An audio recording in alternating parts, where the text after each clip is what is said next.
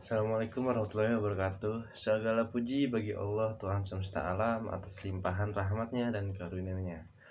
Rahmat salam semoga tercurahkan pada junjungan Nabi kita Nabi Muhammad SAW.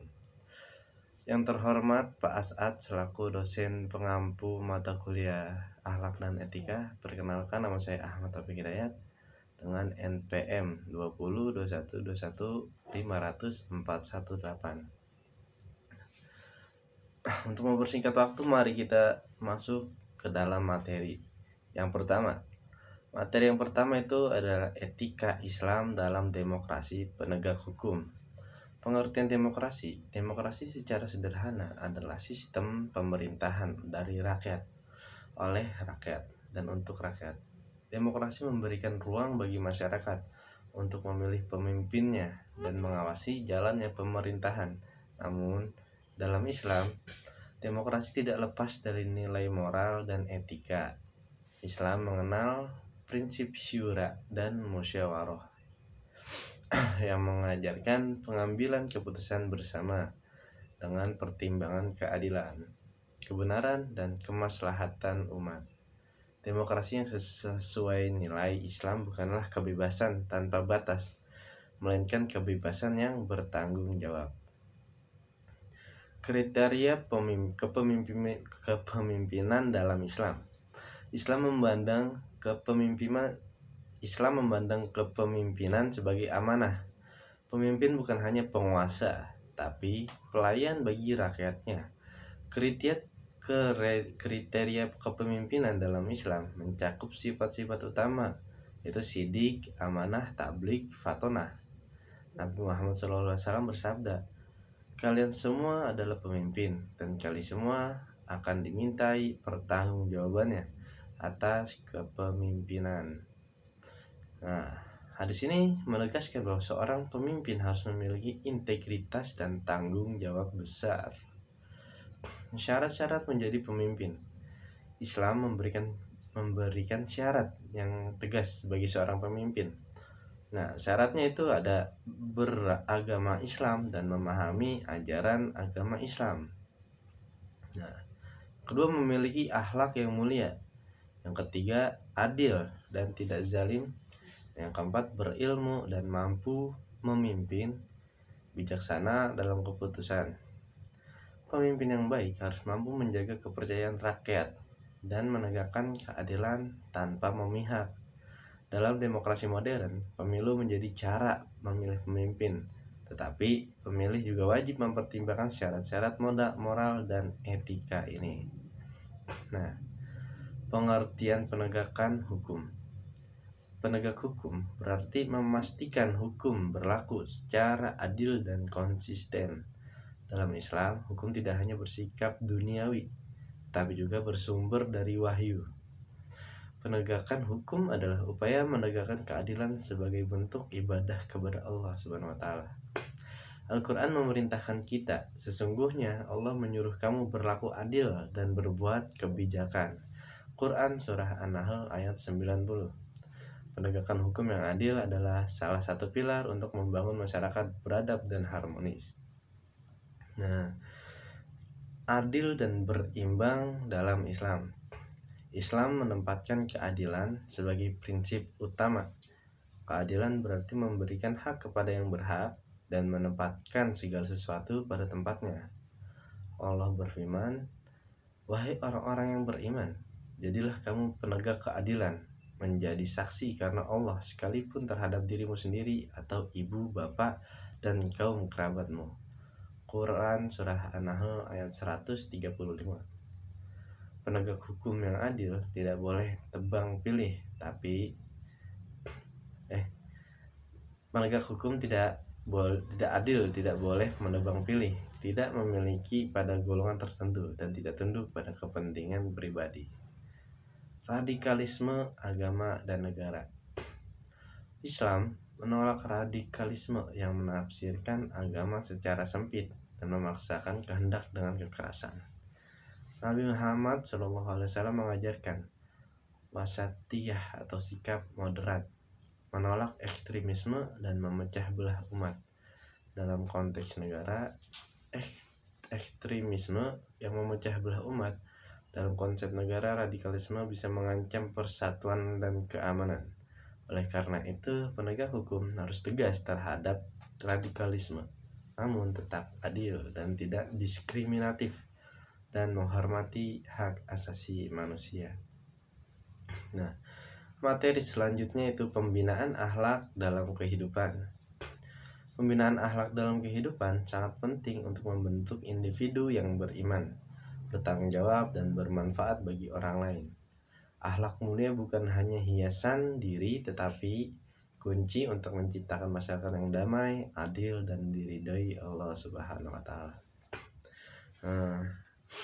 Urgensi akhlak dalam kehidupan. Akhlak merupakan salah satu aspek terpenting dalam ajaran Islam. Nabi Muhammad SAW diutus ke muka bumi dengan misi utama, yaitu menyempurnakan akhlak manusia. Nabi Muhammad bersabda, "Sesungguhnya aku diutus untuk menyempurnakan akhlak yang mulia." Akhlak yang baik adalah fondasi dalam membangun masyarakat yang damai, adil, dan harmonis. Tanpa akhlak, ilmu kekayaan dan kekuasaan bisa disalahgunakan. Karena itu, pembinaan akhlak menjadi kebutuhan mendesak di tengah berbagai tantangan moral pada zaman modern ini. Pembagian akhlak. Pembagian akhlak, para ulama membagi akhlak itu menjadi dua. Yang pertama adalah Ahmad Mahmudah, akhlak yang terpuji, yang seperti jujur, sabar, dermawan, rendah hati, dan kasih sayang. Nah, yang kedua akhlak mazmumah, akhlak yang tercela, seperti sombong, iri hati, dengki, pemarah, dan suka menipu. Islam mendorong kita untuk menghiasi diri dengan akhlak yang baik dan menjauhi akhlak yang buruk. Akhlak yang baik bukan hanya urusan ibadah ritual, tetapi tercermin dalam perilaku sehari-hari, di dalam keluarga, masyarakat, hingga dalam kehidupan berbangsa dan bernegara. Faktor-faktor yang mempengaruhi terbentuknya akhlak. Sebagai seseorang tidak terbentuk akhlaknya secara tiba-tiba, melainkan dibentuk. Nah, apa aja cara terbentuknya? Itu ada dari keturunan dan pembawaan dari orang tua atau dari kakek neneknya. Nah, yang kedua ada lingkungan keluarga. Karena keluarga adalah madrasah pertama, teladan orang tua yang saat menentukan bagaimana akhlak kita di saat kita sudah tua nanti. Nah, selanjutnya ada pendidikan. Nah, pendidikan formal maupun informal membentuk pola pikir dan sikap kita, bagaimana kita menyikapinya. Nah, lingkungan masyarakat seperti teman sebaya, budaya, dan media juga mempengaruhi perilaku kita. Kalau kita mencari teman yang tidak benar, maka kita juga ikut termasuk yang nggak benar. Maka dari itu kita harus mencari teman yang akhlaknya baik. Nah, selanjutnya ada agama dan iman. Pemahaman agama yang baik menjadi benteng moral yang kuat. Jika kita mempunyai agama, maka akhlak kita akan terbenteng dengan kuat. Seperti itu. Nah, selanjutnya metode pembinaan akhlak. Pembinaan akhlak itu ada metode yang berencana dan berkesinambungan. Di antaranya teladan, uswah hasanah, nasihat dan pengajaran, pembiasaan, lingkungan dan kondusif, doa, dan pendekatan spiritual. Nah, masuk ke materi terakhir, yaitu pencegahan dan penanggulangan kekerasan seksual dalam Islam. Islam memandang kekerasan seksual sebagai perbuatan keji yang merusak kehormatan manusia, melanggar hak asasi, dan mengancam tatanan masyarakat. Kekerasan seksual dalam Al-Quran dan hadis. Nah, Allah Subhanahu wa Ta'ala berfirman, "Dan janganlah kamu mendekati zina, sesungguhnya zina itu adalah sesuatu perbuatan yang keji dan suatu jalan yang buruk."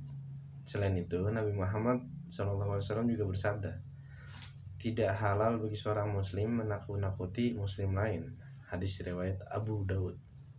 Nah, hadis ini menunjukkan bahwa segala bentuk pemaksaan, pelecehan, dan penakutan termasuk dalam larangan manusia. Islam mengutuk keras perbuatan yang merampas kehormatan dan martabat orang lain. Bentuk-bentuk tindakan dan perilaku kekerasan seksual dalam Islam. Yang termasuk kekerasan seksual dalam Islam itu ada pemerkosaan atau hubungan seksual tanpa izin yang sah. Yang kedua ada pelecehan seksual verbal maupun nonverbal. Yang ketiga sentuhan yang tidak diizinkan atau merendahkan. Yang keempat ada eksploitasi seksual termasuk perdagangan manusia.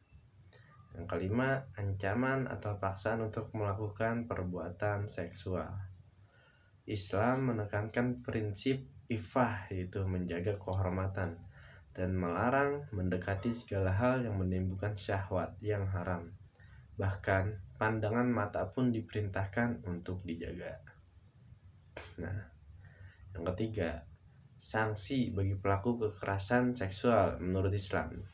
Sanksi yang harus didapatkan oleh orang yang melakukan kekerasan seksual, itu Islam menerapkan sanksi yang tegas terhadap pelaku kekerasan seksual untuk melindungi masyarakat. Sanksinya itu ada had bagi zina yang dilakukan dengan secara sukarela oleh yang sudah menikah dengan rajam, dan yang belum nikah dicambuk 100 kali. Nah, untuk pemerkosaan, ulama kontemporer menetapkan pelaku dikenakan hukum seperti hudud zina, atau takzir, hukuman yang ditetapkan dengan penguasa sesuai tingkat kejahatannya. Dalam kasus yang disertai kekerasan berat atau pembunuhan, pelaku bisa dijatuhi qisas atau hukuman mati. Tujuan sanksi ini bukan semata-mata menghukum, tetapi juga mencegah terulangnya kejahatan dan melindungi kehormatan masyarakat. Selanjutnya ada tindakan preventif. Islam menekankan upaya pencegahan sebelum kejahatan terjadi. Beberapa tindakan preventif yang diajarkan Islam antara lain adalah menanamkan nilai iman dan takwa sejak dini agar individu takut kepada Allah SWT. Yang kedua, menjaga pandangan dan adab pergaulan. Yang ketiga, mendidik keluarga yang saling menghormati dan menjaga kehormatan. Yang keempat, menegakkan aturan sosial dan mencegah khalwat atau berdua-duaan tanpa mahram.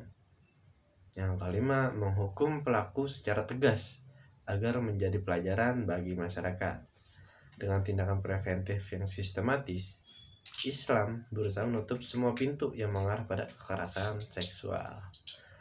Nah, baik, hanya itu yang dapat saya sampaikan. Kurang lebihnya saya mohon maaf.